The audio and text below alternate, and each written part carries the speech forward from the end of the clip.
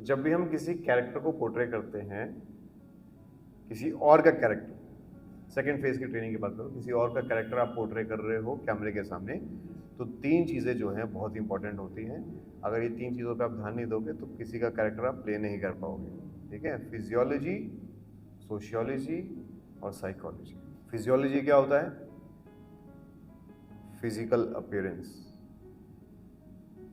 शरीर से वो कैसा दिख रहा है, मोटा है, पतला है, सांवला है, गोरा है, काला है, उसके बाल कैसे हैं, घुंघरालू बाल है, लंबे बाल हैं, काले हैं, सफ़ेद हैं, टकला है, शरीर से वो कैसा दिख रहा है, कैसे उसने कपड़े पहने हैं, है ना।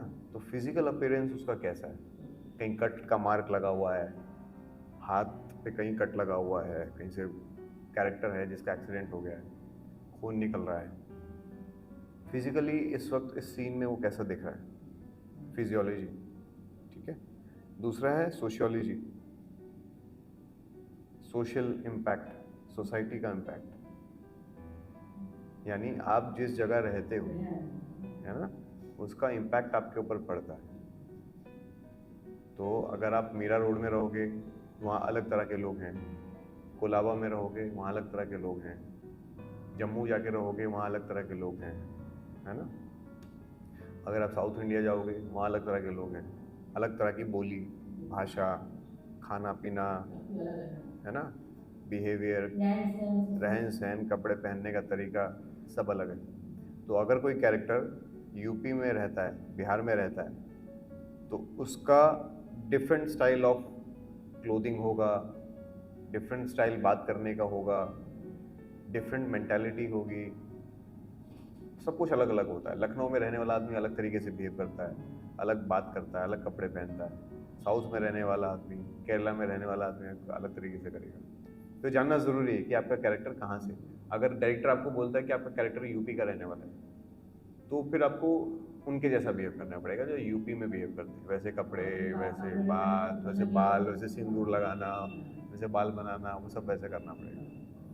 अगर वो बोलेगा कि नहीं नहीं ये साउथ बॉम्बे में रहने वाली औरत है, तो साउथ बॉम्बे में जैसे कपड़े और जैसा स्टाइल होता है बात करने का, वो सब करना पड़ेगा। तो हमेशा सोशियोलॉजी का जानना बहुत ज़्यादा ज़रूरी है। और लास्ट साइकोलॉजी। साइकोलॉजी क्या है कि आदमी की मानसिक स्थिति कैसी है। छोटी छोटी बात पे वो गुस्सा करने लगता है, कि प्यार से बात करता है, शांत रहता है, कि हर बात पे चिल्लाता है या हर बात पे रोने लगता है। जैसे कई लोग होते हैं ना, हम जो बोलते हैं साइको कैरेक्टर, साइको कैरेक्टर मतलब, साइको मतलब उसका पर्सनालिटी कुछ अलग है, अलग हिसाब का बिहेवियर है उसका, कुछ भी करने लग जाता है, कभी हंसता है, कभी रोता है, कभी मारता है, कभी कुछ भी, मतलब नॉर्मल आदमी की तरह नहीं है वो। तो जानना ज़रूरी है कि साइकोपैथ है कि नॉर्मल आदमी है, कि कोई ऐसा आदमी है जो हमेशा टेंशन में रहता है, स्ट्रेस में रहता है। जैसे पुलिस वाले होते हैं, उनकी जॉब कैसी होती है, एकदम स्ट्रेस में रहते हैं वो लोग हमेशा। हाँ, हर बात पे उनको गुस्सा आ जाता है, छोटी छोटी बात पे गुस्सा आ जाता है। कभी गए पुलिस स्टेशन, जाके देखोगे तो पता लगेगा। वो जैसे बात करते हैं, हर बात में चिढ़ जाते हैं, गुस्सा करने लगते हैं, प्यार से बात नहीं कर पाते। डॉक्टर्स जैसे बहुत बिजी रहते हैं इधर उधर, तो काम की बात करते हैं वो लोग। तो उनकी साइकोलॉजी है, वो काम की बात करते हैं, फालतू की बात नहीं करते, टाइम नहीं उनके पास, है ना। तो एक राइटर कैसे बात करता होगा, कैसे बिहेव करता होगा, एक डायरेक्टर कैसे रहता है। कभी किसी राइटर को देखा है, चल रहा है, दिमाग चल रहा है, कपड़े एकदम ढीले ढाले पहनेंगे, दाढ़ी बड़ी होगी, बाल भी ऐसा लगेगा कि 4-5 महीने तक, हाँ, हेयर कटिंग नहीं की है, एक बाल लटकाएंगे और घूमते रहेंगे। क्यों? क्योंकि उनको इससे मतलब नहीं है कि हमने क्या पहना हुआ है, हम कैसे दिख रहे हैं, उनको इससे कोई मतलब नहीं है। उनको मतलब किससे? राइटिंग से, लिखने से, दिमाग से, सोच से, यही सब चीज़ से मतलब। तो उनकी साइकोलॉजी अलग है।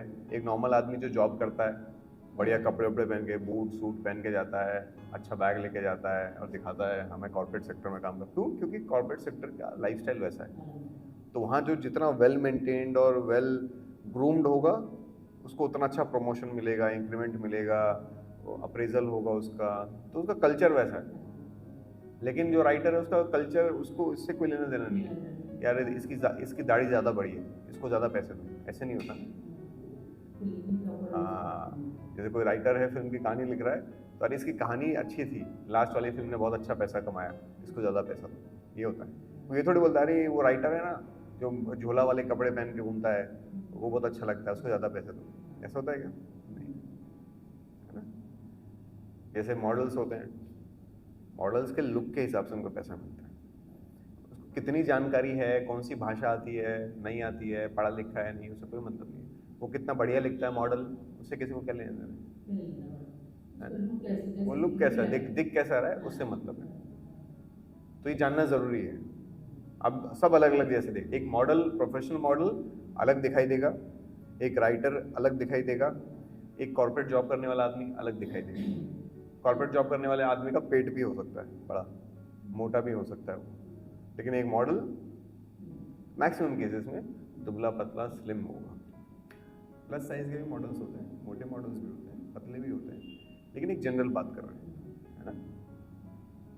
उनकी स्किन अच्छी होगी, बाल अच्छे होंगे, वेल ग्रूम्ड होगा वो मॉडल, लेकिन एक नॉर्मल आदमी नहीं होता ऐसे, इतना टाइम नहीं दे पाता, क्योंकि उसको अपने बाकी काम से फुर्सत नहीं है।